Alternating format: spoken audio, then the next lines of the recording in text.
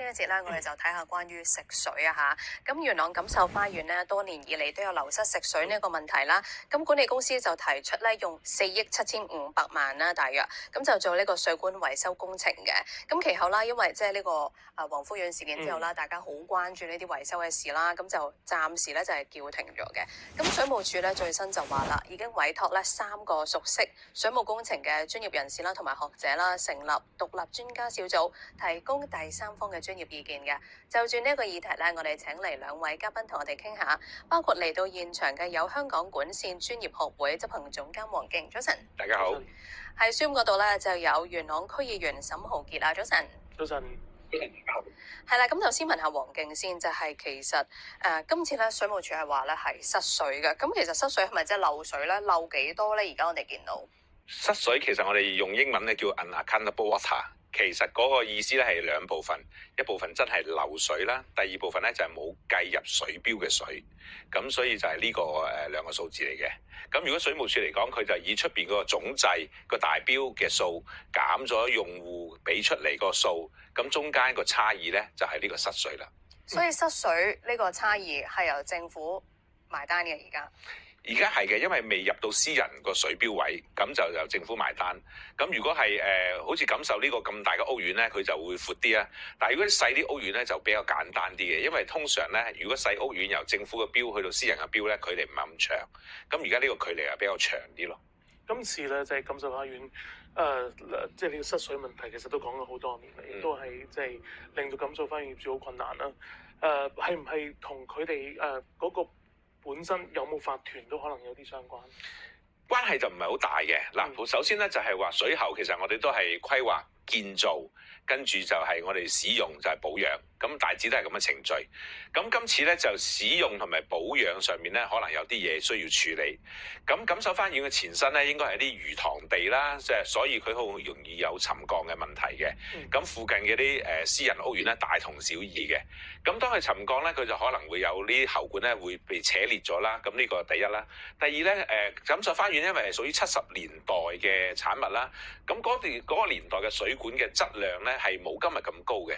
咁唔等於佢當年係有問題，因為當年嗰個科技未到今日啫，係啦。咁所以如果我哋當年用嘅，譬如我哋嘅 CI 喉啦，甚至有啲細嘅咧，我哋叫 GI 即係生鐵喉啦 ，GI 就係叫導伸鋼管啦。咁中間有啲叫 ductile iron DI 喉，咁有啲人譯做軟鋼喉啦。咁其實佢都係一啲鐵喉嚟嘅啫。咁呢啲咧都係比較容易生鏽啦，跟住可能會有沙眼啦。咁原本嘅設計壽命咧，大概嗰個年代係大概30年度嘅啫。咁其實30年有沙眼係叫做正常嘅，咁佢就唔係散晒咁解啫。咁如果錦繡花園冇嘅，但係如果我哋出邊市區仲可能有咧，再舊啲咧就係叫馬屎泥喉或者石棉瓦喉，咁呢啲咧更加容易會爛咯，嗰啲爛就會散晒嘅，咁係年代唔同咁解啫。即係由門口嘅去到最遠嘅，大家即係用到個水管嘅長度都唔同啦。喺個咁樣嘅情況，同一個市區屋苑咧，即係唔會爭好遠啫。即係喺嗰個計算話，大家每一個住戶要去承擔嗰個成本嗰度，係咪都要用翻個距離去計？所以話你越遠，可能你要承擔嘅就越多啦，嗰個費用。其實大屋苑細屋苑咧，首先分開咗公家喉同私家喉先啦。咁我哋都好明白，就係話屋苑範圍內咧就係屬於私家喉，係屋苑範圍內業主要共同承擔嘅一個維修責任。出邊咧就係水務署或者叫公家喉承擔嘅責任。而屋苑入邊咧，其實咧去到住家之前咧，仲有一段咧都係叫做公用嘅喉，咁只不過係屋苑內嘅公用。咁呢段喉嘅長短咧，其實真係睇個屋苑嘅長度啦。但係如果以錦繡嚟講，雖然佢好長，但係因為佢5000幾戶咧，其實平均分開咧，同一啲私人屋苑咧就唔會話爭太遠嘅。咁只係個戶數多，所以個總長度長咗。咁呢個係正常嘅管理維修嘅安排咯。咁可唔可以同我哋解釋下咧？就係而家講緊失水嘅問題啦。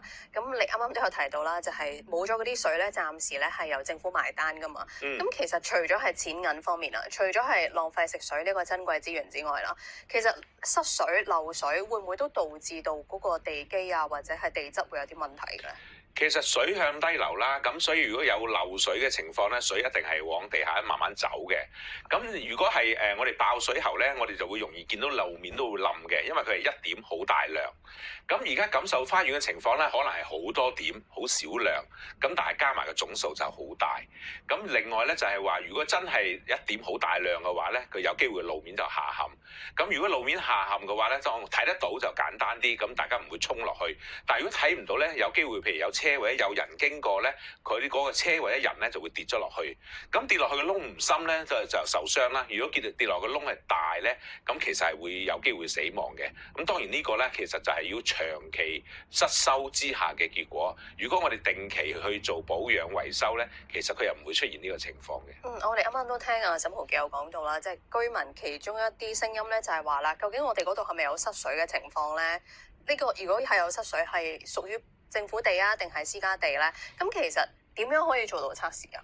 其實政府嚟講咧，近呢起碼20年啦，就喺唔同嘅屋苑出邊咧，都裝咗一個我哋叫總水錶。咁然後咧，政府當然俾水咧就要收水費噶嘛。咁所以佢又知道每一個分錶，即係每一個用戶嘅錶，包括商場啊、消防局啊，佢用咗幾多嘅水，然後加埋個總數咧，個差異咧理論上就係個失水嘅情況。咁呢度再提多次啦，失水可以係起碼兩個原因，一個咧就係非用戶嘅用水，咁包括頭先講消防、淋花，其實佢都會用水嘅，咁但係佢未必有水錶嘅。第二樣嘢咧就係真係漏水，咁兩個加埋嘅總數咧就係我哋所謂嘅失水情況。咁呢度如果你再加多一樣嘢咧，但係呢個機會率就已經好低㗎啦，就係水錶嘅誤差。咁點解我話機會率好低咧？就係因為而家嘅水錶咧已經經過好多重嘅監測咧，同埋一個電子控制咧，佢係知道嘅數據都比較實時添嘅。而家啲數據，咁只不過佢每日加埋個總量，就話俾大家聽，過去一個月或者過去一個季度，甚至過去一年嗰個總失水量係幾多？頭先咧，即係沈豪傑都講到有部分嘅居民咧，可能大家都會有個拗撬咧，就係話咁漏嗰度唔係關我事噶嘛，係關人哋事噶嘛。但係如果嗰個係真係屋苑裏邊嘅公共嘅水管嚟講，一般嚟講係咪即係都應該冇乜關係？就話總之你門口嗰段公共水邊有冇穿咧，其實你都要為整體嘅公共嗰個水管有冇穿咧，為整體嘅公共水管咧都係負擔個成本。喺水務條例咧，水務署對嘅咧就唔係單一個用戶。咁如果對嘅單一個用戶咧，就係另一個做法嚟嘅。咁譬如如果你係村屋咧，就有機會對單一個用戶。咁如果對屋苑嚟講，佢係對屋苑整體。咁屋苑整體咧就冇得話，我 A 單位冇漏喎，B 漏喎，唔關我事嘅，因為佢係整體嘅。咁如果喺水務條例嚟講咧，如果你唔解決個失水問題咧，其實水務署係有權停咗個供水嘅。咁停咗供水咧，就會最影響民生咯。所以咁嘅情況咧，水務署係絕對唔想停供水嘅。而家採取嘅措施咧，就係希望減少個失水量咧，就係將個水壓稍為減低咗。因為香港平時供水嘅水壓比較高嘅。過往咁，但係似乎又傾唔掂數啦。過往有冇啲情況，即係水務署發覺搞唔掂啦？不如我介入啦，衝入嚟，我幫你整好咗，然後俾翻張單嚟。有冇啲咁嘅經驗？如果真係私人地方，我都冇乜記錄。咁但係可以套用翻屋宇署嘅做法，就係如果以市民嘅安全啦，又或者係公眾安全啦，又或者係有非法嘅情況咧，其實水務署有機會可以介入嘅，但係我冇咁嘅經驗嚇。咁呢個第一，第二咧就頭先講嘅水管嘅建設咧，其實係分開兩部分，一部分咧就係私人道路。但係可能係水務署當年嘅建設，但係而家條道路都仲係私人嘅。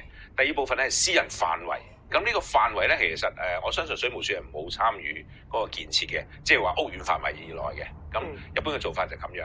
咁如果再者咧，其實而家講緊5億或者4億幾咧，其實以我所理解咧，佢係應該分開兩部分，一部分咧水管更換，另一部分係其他係乜嘢我未知。咁就可以睇翻個對比，究竟佢5億之中佔幾多億係水管，然後平均開係咪一個所謂嘅市場嘅價值咯？好快問一問啊，就係專家小組而家介入啦，調查嘅方向、研究嘅方向要係點樣咧？其實最主要都係睇翻係確認翻係咪有咁嘅失水啦，用翻啲新啲嘅科技去證明呢度係情況係咁樣。如果係咁樣嘅話咧，我哋就需要叫業主咧真係進行維修啦。好啊，咁今日咧唔該晒咧香港管線專業學會執行總監黃敬啦，以及喺 Zoom 旁邊嘅元朗區議員沈豪傑嘅，唔該晒兩位。